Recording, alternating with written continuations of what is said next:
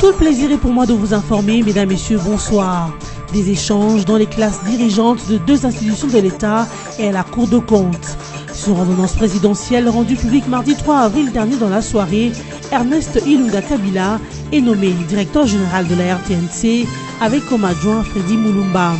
Ilunga Kabila remplace ainsi Nicole Dibambou, nommée présidente du conseil d'administration à l'agence congolaise de presse après avoir assumé l'intérim pendant plus de 5 ans à la RTNC. Et puis conflit entre UDPS Tshisekedi et Tshibala, Jean-Marc Kabound attaque en justice à son tour Tarsis Loseke. Ce dernier doit comparaître ce vendredi au tripé de Kinshasa-Gombe pour faux usage de faux, imputation dommageable et dénonciation calomnieuse. Une affaire qui intervient pendant que la décision des juges sur les accusations de l'UDPS Tshibala contre le congrès convoqué par Kabound est encore attendue. Enfin, 4 assaillants ont été tués par les forces armées de la RDC au village Bélé dans le territoire de Djougou, dans la province de l'Ituri. La population de cette partie de la RDC encourage l'armée régulière à traquer ces assaillants afin de ramener la paix et motiver le retour des déplacés. Plusieurs nominations sur ordonnance présidentielle ont été rendues publiques dans la soirée du mardi 3 avril 2018. Il s'agit de nominations qui apportent de changements à la Cour de compte, à l'Agence congolaise de presse, à la Radio-Télévision nationale congolaise et dans la diplomatie. À la RTNC, Ernest Ilunga Kabila et Freddy Mulumba sont nommés respectivement directeur général et directeur général adjoint. Ernest Ilunga remplace de ses faits Nicole Dibambou Kitoko qui assumera désormais les fonctions de président du conseil d'administration à l'Agence congolaise de presse. L'ex-directrice générale de la Radio-Télévision nationale congolaise collaborera à la tête de cet établissement public avec Lambert Kaboyi, nommé directeur général, et Sébastien Luzanga Chamandevu, directeur général adjoint. Le président de la République, Joseph Kabila Kabange, a également nommé une quarantaine de conseillers ainsi qu'une dizaine d'avocats généraux près de la Cour de compte. Et dans la diplomatie, seul Jean-Léon Ngandou Ilunga a été nommé ambassadeur extraordinaire et plénipotentiaire auprès de la République fédérale de l'Éthiopie. Le Premier ministre Bruno Tshibala Nzenze a clôturé ce mercredi 4 avril 2018 à Kinshasa la table ronde sur la promotion des exportations de produits congolais et la réduction de la dépendance aux importations. Pendant 3 jours, les participants à ce forum organisé par le ministère du Commerce extérieur ont réfléchi sur les voies et moyens de créer les conditions adéquates pour la réduction de l'hyperdépendance de la RDC aux importations. De même ont-ils réfléchi sur les voies et moyens pour la promotion de l'exportation des produits agricoles, industriels et des services congolais afin d'accroître leur impact sur la croissance économique soutenue et le développement du pays. Répartis en ateliers après le débat général du premier jour, les participants se sont attelés notamment à identifier et proposer des solutions aux contraintes et aux obstacles à la production et à la promotion de l'exportation des produits congolais, identifier et promouvoir les produits à fort potentiel, proposer des alternatives pour la réduction de la dépendance aux importations et l'extraversion de l'économie congolaise. Au terme des réflexions et à en croire le ministre d'État en charge du commerce extérieur, 105 recommandations ont été formulées, notamment pour la diversification de produits et services à l'exportation, élargissement de la part du marché extérieur de la RDC, l'amélioration de sa balance de paiement ou encore la consolidation de la croissance économique et l'accroissement des recettes à l'exportation. Jean-Lucien Boussa a aussi évoqué d'autres recommandations portant sur les allègements fiscaux et les mesures incitatives pouvant booster la production intérieure sans laquelle il ne saurait y avoir d'exportation. Les structures étatiques actuelles devront par ailleurs subir des transformations pour les adapter à l'environnement du commerce mondial basé sur le développement des exportations. Un impératif qui aujourd'hui appelle les pays africains à intensifier les échanges intra-africains au travers de la zone de libre-échange continentale et des régimes commerciaux simplifiés. Dans son mot de clôture, Bruno Tshibala Nzenze a félicité les participants pour leur abnégation et la qualité du travail abattu. Il a assuré de l'engagement du gouvernement à traduire toutes les recommandations en actes palpables en vue de booster l'économie congolaise et partant les exportations. Les vice-premiers ministres en charge des affaires étrangères a, au nom du gouvernement congolais, adressé une lettre au secrétaire général de l'ONU pour justifier les refus de la RDC de participer à la conférence des donateurs pour faire face à la situation humanitaire dans ces pays. Léonard Tshiokitundu a, dans sa lettre missive, signifié à Antonio Guterres la protestation de Kinshasa contre les classements par l'ONU de la RDC au niveau le plus élevé, soit L3 dans l'échelle des besoins humanitaires. Le gouvernement congolais considère cette classification comme exagérée et tenant à comparer la RDC à d'autres situations ailleurs où se déroulent des guerres à haute intensité, engageant des armées de plusieurs pays avec des bombardements massifs. Pour Kinshasa, donc, l'application purement technique de cette catégorisation projette une image des catastrophes extrêmes et généralisées de nature à décourager les investisseurs potentiels. La RDC, conclut-il, fait plutôt face à des attaques non conventionnelles et asymétriques des groupuscules terroristes et autres groupes armés. Le vice-premier ministre et ministre des Affaires étrangères Léonard Tshiokitundu a animé une conférence de presse le mardi 3 avril 2018 à Kinshasa. Une occasion pour le patron de la diplomatie congolaise de donner la position du gouvernement quant à la résolution 2409 du Conseil de sécurité de l'ONU qui renouvelle le mandat de la MONUSCO. Le chef de la diplomatie congolaise déclare que l'ONU devrait renforcer la mission de la MONUSCO pour la lutte contre les groupes armés. Le souhait était que le Conseil mette un accent particulier sur l'éradication de groupes armés, mais on accepte ce qui est fait, a dit Tshiokitundu, qui précise que la résolution 2409 n'a pas donné des directives à la MONUSCO à propos du processus électoral. Pour rappel, le Conseil de sécurité de l'ONU a renouvelé le mandat de la MONUSCO le mardi 27 mars 2018 pour 1 an. Ce mandat a pour principale raison la protection des civils et le suivi des élections du 23 décembre de l'année en cours qui, selon la résolution, devront être ouvertes, transparentes et crédibles. Cette résolution est entrée en vigueur à partir du 1er avril 2018.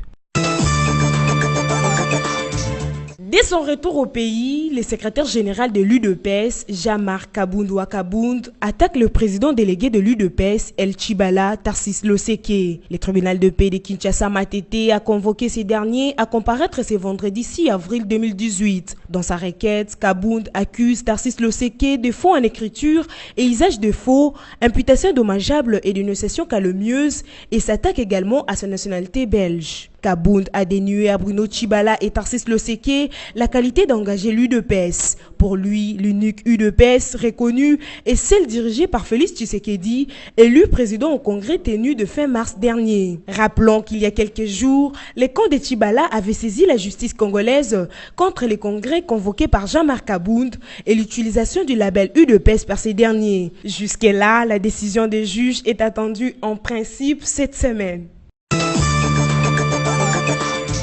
Un groupe d'hommes armés qui était venu piller des produits de champs des autochtones du village des Bélé dans les territoires de Djougou ont été pris en chasse par les FARDC. Bilan des affrontements, 4 morts du côté des assaillants, a indiqué le porte-parole de l'armée en Ituri. Ces affrontements se sont déroulés le lundi 2 avril en 2 parties au village des Bélé dans le groupement de Gouavi en territoire de Djougou dans la province de l'Ituri. Des sources locales ont laissé entendre que la population de cette partie du pays s'inquiète de la présence des hommes armés dans la région. Elles confirment également que le mouvement des assaillants a commencé à être observé depuis le dimanche 1er avril dans plusieurs localités de Djougou. La population encourage l'armée à traquer ces assaillants afin de stabiliser cette entité et ainsi motiver le retour des déplacés.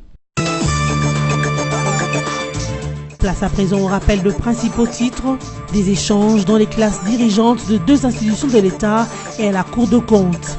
Sur ordonnance présidentielle rendue publique mardi 3 avril dernier dans la soirée, Ernest Ilunga Kabila est nommé directeur général de la RTNC avec comme adjoint Freddy Moulumba.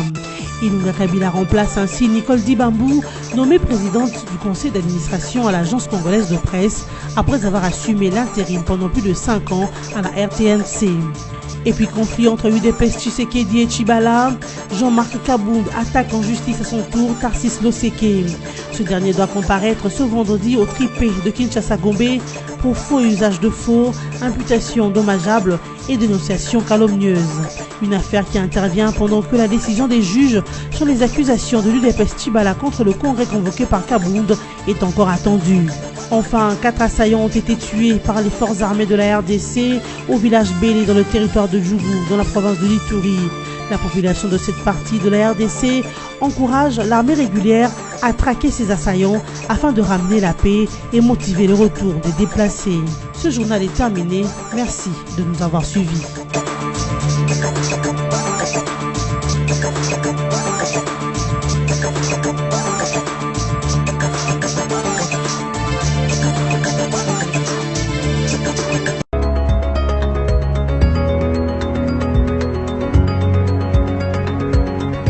Heureux mercredi à tous et bienvenue à la lecture de journaux parus en ligne ce 4 avril 2018, sélectionné résumé pour vous sur BSC TV.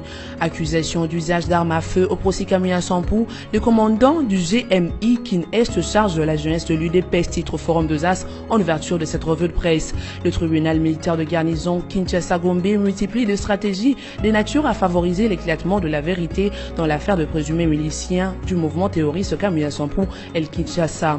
Convoqué à l'audience hier mardi 3 avril à titre de renseignant dans le cadre du dossier du prévenu Chilengi Jekobea, le commissaire supérieur adjoint de surcroît commandant du groupe mobile d'intervention Kin Est a confirmé l'hypothèse d'usage d'armes à feu par certains jeunes de l'Union pour la démocratie et le progrès social. Faustin Numbi Kalenge affirme que le prévenu Jekobea, qui se trouve être le vice-président de la Ligue de jeunes de l'UDPS, a déjà été par les passés impliqué dans l'affaire de détention d'armes à feu. En 2014, après une attaque à armes à feu d'un bus Transco sur le boulevard Lumumba par quelques jeunes de l'UDPS, le nom de Jeko a été beaucoup plus cité par les combattants. Mokato, principal suspect, a souligné d'entrée de jeu, site officier de la police nationale congolaise. En 2016, poursuit-il, le prévenu Jeko Béa a été conduit mano militari par ses pairs de l'UDPS à son poste à la place échangère dans la commune de Lemba, au motif qu'il voulait attenter à la vie de l'ancien secrétaire général de cette formation politique Bruno Mavungu. Après l'avoir verbalisé, nous avons été surpris de retrouver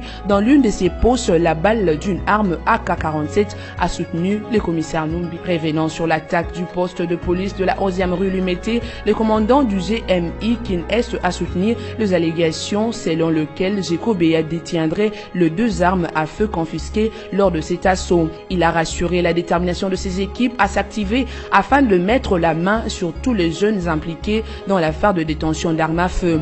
Poursuivant cette revue de presse avec les sites d'information Congo Virtuel qui titre Jean-Baptiste Itipo, la CENI bénéficie toujours des appuis de AWeb. CongoVirtuel.org a de nouveau approché un membre de la CENI pour de plus amples éclairages sur la polémique qui tend à enfler sur les déclarations de l'ambassadeur sud-coréen dans Jeune Afrique sur la machine à voter. Jean-Baptiste Itipo, directeur de la communication de la CENI, déclare dans l'interview accordée au site du groupe BSC que le marché matériels électoraux passé par la centrale électorale n'a aucun rapport avec des positions politiques ou diplomatiques et moins encore avec des rapports d'État à État.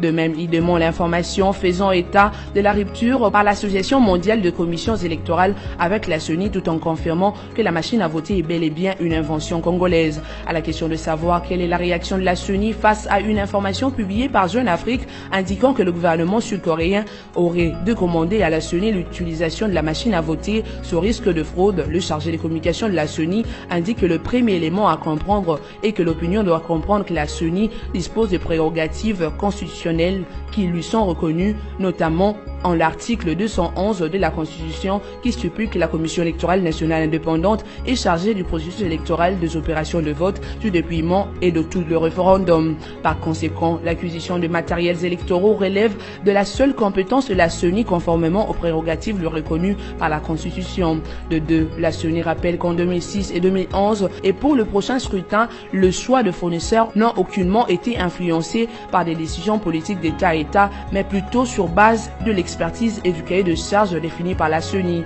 Ainsi, le marché conclu entre CENI RDC et l'entreprise sud-coréenne n'est pas un marché d'État à État. Et si vous regardez dans le communiqué qu'on attribue au gouvernement sud-coréen, celui-ci dit qu'il ne dispose pas de moyens légaux pour arrêter un marché déjà conclu entre un partenaire extérieur.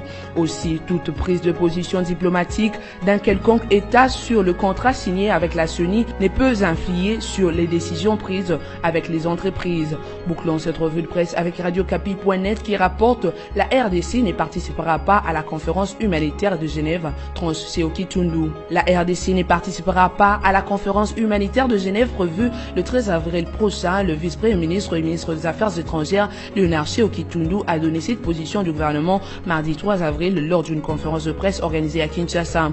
Il dit avoir notifié au secrétaire général des Nations Unies dans une correspondance en date du 31 mars dernier. Dans ce document, nous avons fait part au secrétaire général des Nations Unies de notre étonnement de voir la RDC classée en L3, c'est-à-dire le niveau de gravité le plus élevé. Catégorisation qui projette une image de catastrophe extrême et généralisée, a décrié Léonard Seoki-Tundu. Selon lui, la situation humanitaire de la RDC est assimilée à certains pays du monde où se déroulent de guerres à haute intensité engageant des armées de plusieurs pays avec bombardements massifs et récurrents depuis de nombreuses années et accompagnés d'un effondrement de l'État. Léonard Seoki-Tundu reconnaît que la situation humanitaire de la RDC n'est pas moins préoccupante, mais s'insurge contre l'exagération dans la décrispation qui ne correspond nullement à la réalité sur terrain en RDC. Cette revue de presse est terminée. Merci de votre attention soutenue à notre rédaction.